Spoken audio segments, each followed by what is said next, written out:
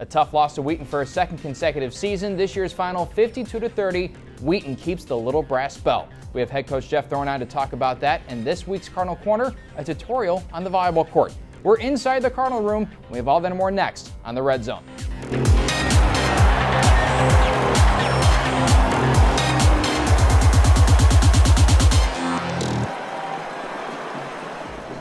The presenting sponsor of the Red Zone is Athletico, the preferred provider of physical therapy and athletic training for North Central College.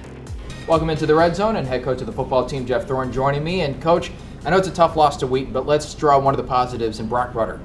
He's completing 74% of his passes this season. He was efficient again in this game. What more can you say about this guy who continues to drive the football down the field? I think what more you can say about him is just his heart, his resolve, his toughness. You know, the shots he took in that game, and to get back up and keep playing. He's a tough kid. He's a competitor. One of the most competitive kids we've ever had in the program. And I couldn't have been more proud of how he played. He gave us a chance, and we had to ride him because we couldn't get our running game going. And time after time, he hung in the pocket. When he had to, he found a little bit of extra time and found receivers open downfield to convert first downs and keep drives alive and put us in a position to have a chance to win.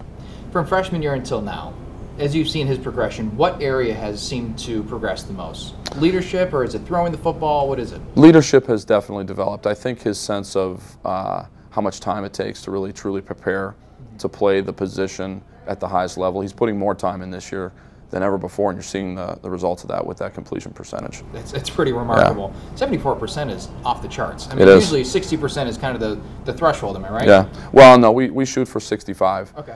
Spencer Stanek, in his great year in 2013, finished the season over 70%, like 71. But he was carrying 74% all year until our last two games.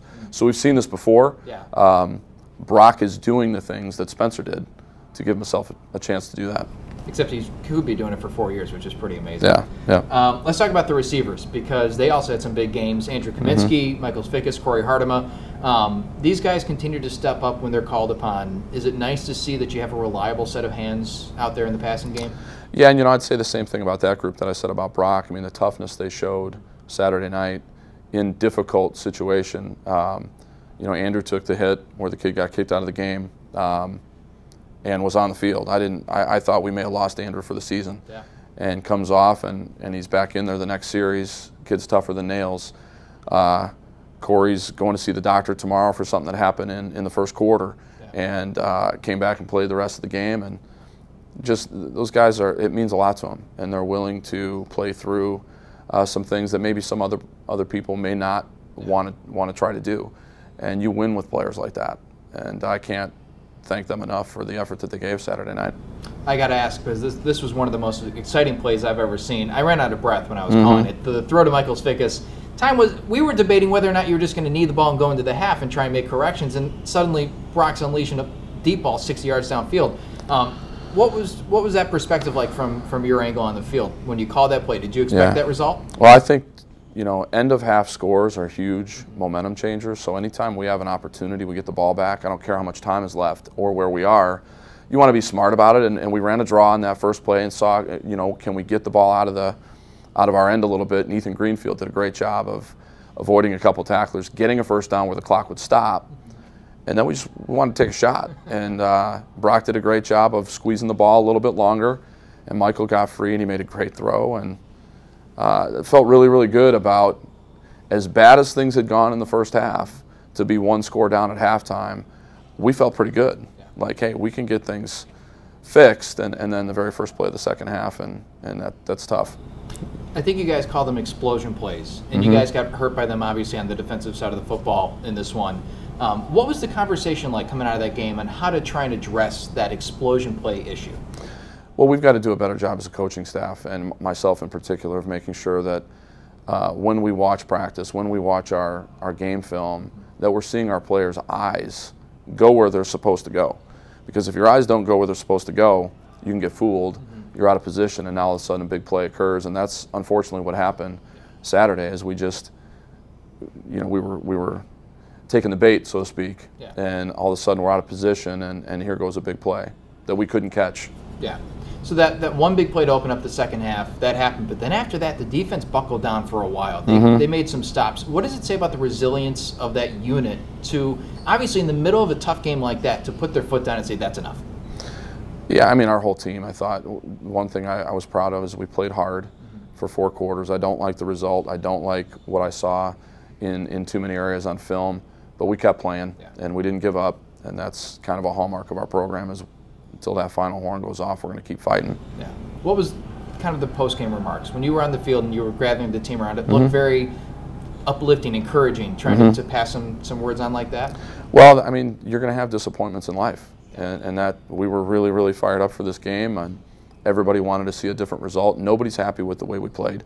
But we got to move on. Yeah. And we can't let this thing linger for another week. All of a sudden, then you find yourself in a lot of trouble. We still control our own destiny. We got a lot of things to fix before we can talk about any kind of championship. But if we take it one week at a time and we get better every day and we fix the issues that we saw, and our players buy into the idea that where my eyes go, my hands go, my feet are going to go, we have a chance.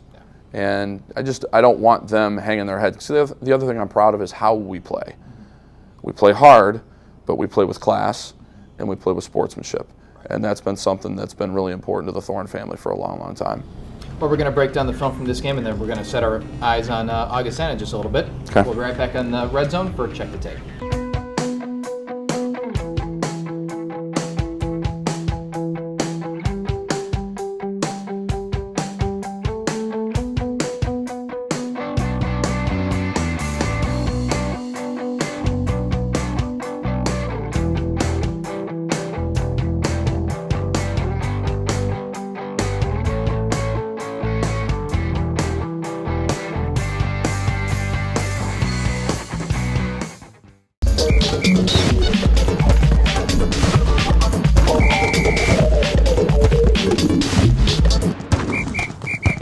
This Red Zone segment is brought to you by Arena Americas, specialists in providing full-service rental solutions for events and special occasions of all sizes. Welcome back, and now it's time to check the tape. And Coach, we don't have it in front of us, but I know you've watched these plays a million times, so let's go to the Tyler Egan play, because when he lines up in the field, we typically expect him to be blocking, and then suddenly 38-yard deep ball down the sideline, and there he is. What kind of went into that? And great catch from him, too. Yeah, we just saw some things on film that we thought we might be able to take advantage of, a little play action that caught their player with his eyes in the wrong spot, and that's what happened. So Tyler got behind him, did a great job of attacking his inside shoulder, and Brock delivered a great ball. Big play. We don't give a lot of love to the tight ends when we're on this show, but maybe we can change that right now. It looks like Alex Rose and Tyler Egan are doing a really good job in pass protection and obviously run blocking as well. And just their complete game. What is your assessment of that? Oh, I think they're two fantastic tight ends. Unfortunately, we got in a situation Saturday where we were playing some catch up, so you didn't see as much as what we had planned in the game plan. Yeah. But they're both terrific blockers. They're big-bodied, athletic guys, and they both catch the ball very well too. So you'll see more of them as the season progresses. Yeah, that'd be fun. Yeah. Defensive side of the football. Let's go to the near takeaway, the fumble and the sack by Pat Cravens coming up the middle, and could have been a huge play had that ball just slipped the other way. Yeah, we had an opportunity to get on the ball and try to pick it up and do something a little bit more with it, which is, again, something we got to do a better job of coaching. When you're in traffic, you get on that football. But Pat did a great job. We brought him on a free safety blitz. He found a seam, took on an offensive lineman at 180 pounds, and got to the quarterback and delivered enough of a blow to knock the ball free. That would have been a huge play. There was still a 2-score game at that time, and getting the ball in their territory. We were fighting a long field all game long, but a really big play by Pat. Pat played a very, very good game, played a physical football game, and made plays when opportunities presented themselves. And then finally, let's go back to the offensive side. And this is a play that broke down, it seemed like in the red zone, but Brock Roeder took off, scored with the feet. What kind of went into that play? Again, another play-action play, and Wheaton did a great job of sniffing it out, and Brock squeezed the ball, went to his second and third progressions, and there was nothing there, and then found a little space to get out and run, and did a great job of finding the end zone. Do you hold your breath a little bit when Brock takes off? Honestly, no, because he's so tough. He's just a tough kid. He's taken plenty of shots, and he gets up and keeps on playing. Yeah. I do a little bit. I don't blame you. Let's go to Augustana. You guys take the trip down to Rock Island. This is a Vikings team that's put up some fight this year. What can you expect from this Augustana squad? Much improved team from a year ago. Their quarterback was hurt last year, so we didn't see their number one guy. He throws the ball very, very well. They do a good job of spreading the field, and their offensive line's playing at a much, much higher level than a year ago. Defensively, they brought a new coordinator in, and the guy's been around football for a long, long time. Very, very good coach. And their defensive front is formidable. So, you know, we've got our work cut out for us. Anytime you go to Rock Island, you got to remember who Augie is and what they've done. And first conference game we ever played as a coaching staff here in 2002, they beat us 65-0. So we don't have to think too far back to remember what they're capable of. Well, we look forward to hopefully getting to win down to Rock Island. Let's talk about, we talked about Shane Durkin, I think last week or the week before. I want to check in on the offensive coaches as well. So Brad Spencer's been with you almost since the beginning. Not almost. He was a player the first 2 years, and then and then started coaching immediately. So he's been here the entire time. Absolutely phenomenal football coach. A better person, but an absolutely amazing football coach. He does more things behind the scenes that people don't know about. I don't know where we would be as a program without Brad's contributions on a day-to-day basis. And then throw on top of that his mentorship and everything that Brad brings to the table. You can't replace him. You can't put a price tag on his value. Well, what's that chemistry like when you two try and place that game plan together on the offensive end? It's been fun to work with Brad this long and really kind of hand over the reins of the offense to him, because we see things the same way now, and he's gotten so much better in the running game, and Coach Whalen's helped him a lot in that regard. But the passing game, we see things so similarly. It's really fun, and you know, I'm still involved in the game planning, and on Saturdays to bounce things off of each other. It's a lot of fun. He's doing a great job. You mentioned Greg Whalen, and he's a character. I remember that from the playing days. Sure. But now as a coach, what does he bring to the table? Passion, maturity, accountability, hard work. You know, in Greg's career as a player here, he missed one practice. So our offensive line know that they're going to work really hard every day. They're going to be held accountable, but they're going to improve a lot if they'll buy into what Coach Whalen is teaching them. And they have. We've seen the results. Greg does a great job, and another fantastic young coach. Quick hit time. You ready for this? If you had to sit down, you're just zoning out for a little while, what are you putting on the TV? What are you binge watching? Seinfeld. Got the box set. Do you really? Oh, yeah. What's one of your favorite episodes? Oh, I can't even. There's so many. You know, the Soup Nazi, that pops up, but there's so many different episodes. Every episode has that moment that's memorable, doesn't it? Yeah, and I could watch that for hours. Coach, good luck down in Rock Island. Thanks, Kevin. Thanks for swinging by. Coming up next, we have a couple of players joining me on set. We'll be right back on the Red Zone.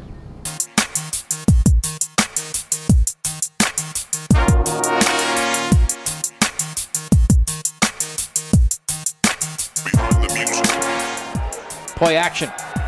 Rudder steps up, unleashes a deep ball. Spikus is open. Spikus makes the catch, and it's a touchdown for North Central. You try to score when you have the ball. This week's Play the Game belongs to Brock Rudder and Michael Spikus, and whoever made the play call for this electric 64-yard touchdown toss before the end of the first half. Welcome back into the show. We got a couple of veterans on set, Cory Hartema, Pat Cravens, and guys, obviously a tough game. And coming out of that game, I'm sure you would have liked to have some of those plays back, but let's talk about the offense first, because there were some pretty big plays in this one, and you actually produced one of them down the stretch. You put your foot in the ground, you turned upfield, you almost got into the end zone. Did you think that was a touchdown? Honestly, I didn't really know at the time, but I was kind of hoping for it. Yeah. You know, it had been a big momentum swing going into the late part of the game. So. Yeah. But Brock was playing pretty well. The offense as a whole, the passing game in particular, was really humming. Did you feel a sense of that during the course of the game, that you guys were kind of moving the ball at will, at least through the air? Yeah, definitely. You know, when you have weapons like Rudder and Kaminsky and Spikus, sometimes when you're moving the ball like that, you don't even realize it. Yeah. You know, it's just something that you see from them so consistently that they do it so quietly. It's nice. There was a drive, I think it was maybe in the second quarter, and I'm looking at the play-by-play online, and it just goes like 9-yard pass Hartema, 10-yard pass Spikus, 17-yard pass Spikus, 10-yard pass Kaminsky. It's like just like a machine. How good is Brock Rudder? He, in my opinion, is one of the best quarterbacks in Division III. You know, when you're talking about those 8, 9-yard passes, play after play after play, you know, the big shots are nice, but when you're able to just consistently do those short gains to where you're constantly getting first downs, it really takes a toll on the defense, you know, both physically and mentally. And I think that can have, you know, bigger impacts later down the road in the game than even those big plays. So. Now, Pat, obviously there's little things that went wrong during the course of that game, but in that third quarter I want to spotlight that because after that first play of the second half, you guys buckled down. What was the conversation? Was there some sort of ignition on the sideline that said, like, that's it? Yeah, I mean, Coach Dirk just came over and talked to us on the bench and just told us to calm down, work on our communication, be disciplined. So, I mean, we always listen to Coach, and then, I mean, we just started playing better, playing together, and started to work out, so. When you came in on that blitz, you got the sack. Is it fun for you to come in? Do you like when that blitz call comes in? Well, I mean, that's a rare play, so, you know, I had to make something happen there. So when Coach called it, I was excited. And I actually, if you look at film, I go right at the offensive lineman when there was a big hole. There's a nice window I could have shot, but, I mean, it still made something happen. So, yeah, it was fun for sure. Now, obviously the defense was turning out phenomenal performances prior to this game. Is the confidence level still there despite, obviously, the outcome of the contest? Yeah, I would say so. I mean, yeah, things happen. We didn't play that well. It's the small things, though. I mean, Coach Dirks always talks about it, all the other coaches. I mean, discipline, eye discipline, communication. It's just we made wrong calls. We beat ourselves pretty much. So, I mean, overall, I think we're still good. So. And this is one of the things that my partner and I were talking about during the course of the broadcast. It isn't a talent discrepancy. It was just there were just little things that happened during the game. One big thing that happened, and this was a fantastic play, was the deep bomb to Svikas to end the half. Yeah. When that happened, what was going through your mind? You know, it was just a whole lot of thoughts that go through your mind. But first off is, you know, this is the push that we needed to make the comeback into the game. And, you know, obviously making those big plays going into halftime is huge for that momentum. It's just a matter of keeping it through that half, or through the halftime and coming back out to play. Tell me about that wide receiver room, because it seemed like there's some characters in it.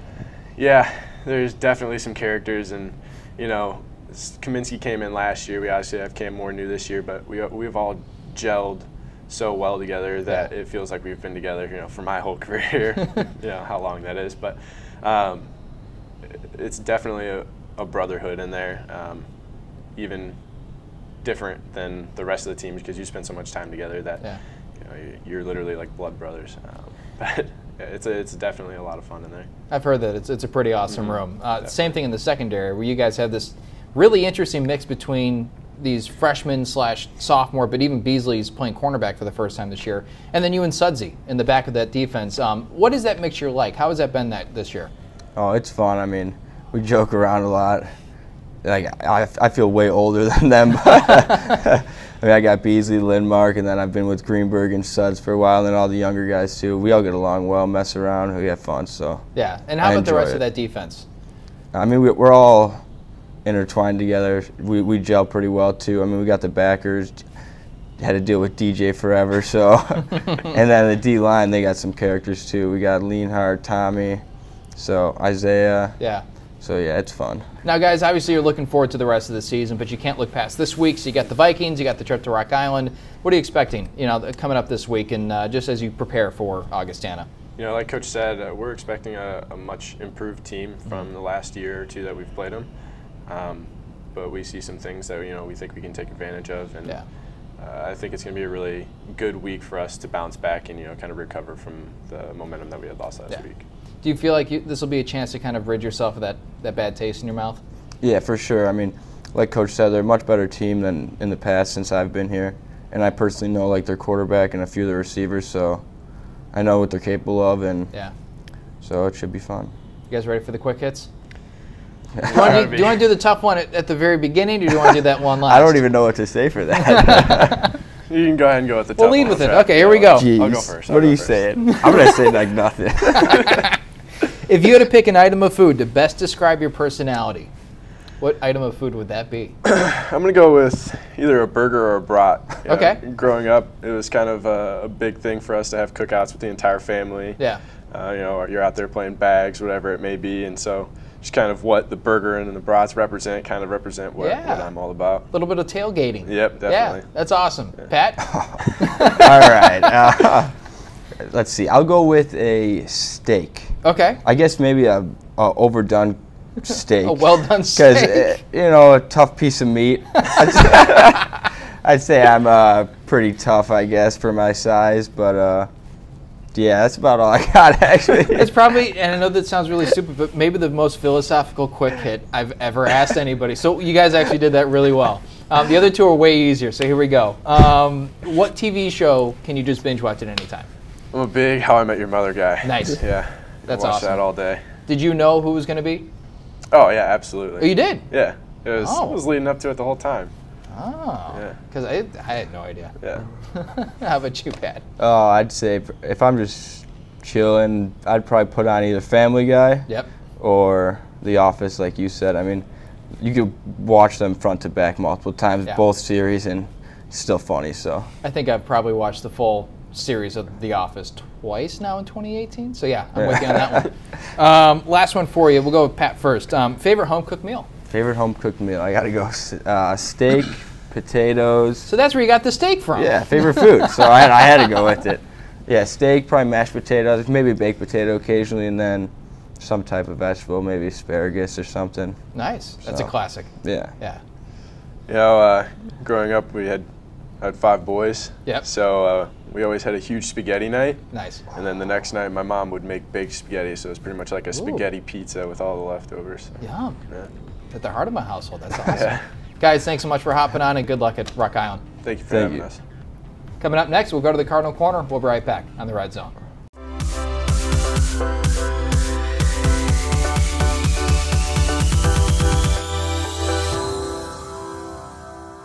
This Red Zone segment is sponsored by Belgio's Catering. Hello, I'm Claire. I'm an outside hitter and I'm a super senior. I'm Caitlin. I'm a freshman and I'm an outside hitter as well. And this is Volleyball 101. We enlisted the help of Claire Vrabik and Caitlin Bolter-Eberhardt for this season's first Cardinal Corner 101. Vrabik, who missed the entire 2016-2017 season with an injury, is only 5 kills away from a clean 500 for her career. Meanwhile, Bolter-Eberhardt has taken to collegiate volleyball about as well as anyone can, already amassing 144 kills through 14 matches. And they are about to tell you how they do it. So when you're starting your approach, you have 3 steps that you want to go with. And you start with your left, well, for righties, you're going to start with your left foot, and it's going to go, just your biggest step is going to be your first step. And then you're going to bring your right foot, and it's kind of a faster quick step at the end, so it's the 1 and then 1, 2. So after you do your 3 steps, the second step is to be low and ready. That way you have a lot of power coming out of your legs, and then you can be more explosive when you jump up in the air. So then once you get your approach in, you got to focus on your hands and your arm swing. So we call it the bow and arrow. So you have your guide arm up and you're finding the ball with this, and then with your other hand, your hitting arm, you're gonna, like, I don't know, I say hold your ponytail, and then once you find the ball, you're just gonna swing through, just like that. And the last part is after you have your arms up in the bow and arrow, you want to make sure that you're reaching up as high as you can at the highest point, snapping your wrist, and then following all the way through.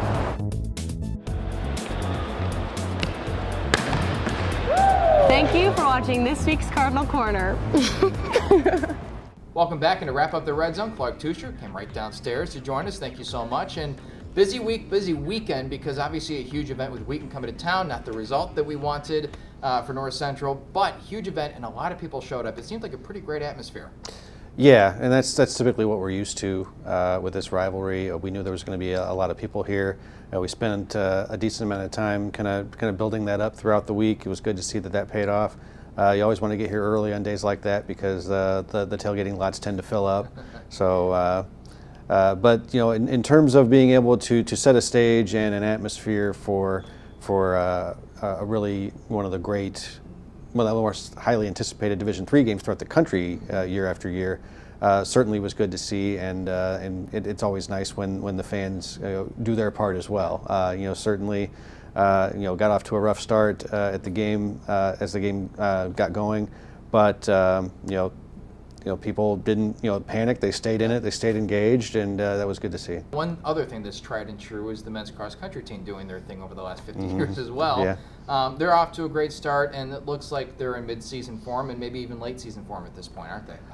Yeah, they went to the Greater Louisville Classic, which was one of several large-scale meets around the country this past weekend, and made a lot of national news because they won the entire meet. There were 3 different divisions of collegiate competition. They were in the biggest one against, there was a 29-team field with 26 Division I teams in it, and they finished first ahead of Kentucky, Belmont, and Louisville, I think were the next 3 teams. And being a meet in Louisville, it's always cool if you're a runner. It's always cool to go to races that have distinctive trophies. Being a race in Louisville, the first place trophy was a commemorative baseball bat. That's awesome. So we have a nice picture of them posing with that trophy, and certainly kind of a headlining performance nationwide. When you go to a big meet like that with so much representation of teams that are trying to make the Division I championships, and a Division III team comes in and kind of steals the show. So that was definitely a proud moment and a legacy of proud moments for that program. That's pretty amazing. The women's team is off to a great start too, and they're actually flying up the rankings in the regional rankings. Yeah, they're up to 4th in the region rankings this week. We haven't yet seen the national rankings. We assume that they will move up a little bit there. Went to a meet at the University of Wisconsin-Eau Claire, which is going to host the regional championship. Most of the teams that will compete in the regional were there. They wound up finishing 5th, which a 5th place finish at the regional meet in November will put them on the bubble for a team qualification for the national championship, which is the goal for them coming into the season. So I think they still feel like they've got some work to do. There's certainly the matter of a conference championship coming up here in a few weeks. But I think in terms of where they're at this point in the season, they've got to be feeling pretty good about that. I got a lot of texts that maybe the men's soccer team stole the juju beating Wheaton a few days earlier. What a win for this team. Yeah. So they take down Wheaton by a 2-1 score, and that was one of the bigger wins that we'll have seen from this men's soccer program. Yeah, we hadn't. It was only the second time really since 1990 that team had gotten a win over Wheaton, and the one in the conference tournament a few years ago, since it was in overtime, technically that goes down as a tie. So if you're looking at something that definitely goes back further than any of those players would have experienced in their lifetime, definitely a shot in the arm for a team that had kind of had a disappointing start to conference play the weekend before. And they kind of kept that going over the weekend. They played a game against a very tough team at Illinois Tech in Chicago. We're trailing 1-0 with a minute and a half left in the game. Alexis Flores draws a penalty kick and puts it away, and then scores again less than a minute into overtime. So it's almost like they stole one there. Yeah. I mean, to play behind for an hour and a half and then just come back and win. So. But that's kind of how things have been going for them. They get on these rolls and they just kind of get running with which you've got 3 weeks of conference play left before you get into the postseason. So it's a good time for that to happen. Last team we'll talk about, and speaking of conference play, is the conference tournament for the women's golf team. How did they fare? Finished 5th. Had earlier in the season they thought maybe 3rd or 4th would be a good showing for them. Close to finishing 4th place. When you only have 4 players, and if somebody has kind of a rough day of it, then that's going to impact your standings. So did get an all-conference finish from Maggie Russell, finished 9th. It's the best that she's done at that tournament by far. So definitely a good performance from her. Hopefully that serves as a springboard going into the spring season. Awesome. How about this? We'll close out the segment with a quick hit. What is your favorite home-cooked meal? Well, that's an easy one for me because I make it myself. I grew up, my family was in the pig farming business in Indiana, and so I tend to gravitate toward dishes with pork in them. Nice. I make it, given the fact that my in-laws are largely of Mexican descent, finding a way to bridge those two kinds of things is always nice. So I make a slow cooker pork carnitas that we put in tacos and enchiladas and any other number of things. So I'll be over Saturday night. So yeah, well, there's always plenty of food to go around. So that's definitely the comfort food special for me. I'm now extremely hungry. So thank you for that. Clark, thanks so much for stopping by. We appreciate it. Thank you. The Cardinals head down to Augustana to face off against the Vikings this Saturday. We'll have the highlights on NCTV 17. I'm Kevin Jackman. I'll see you next week.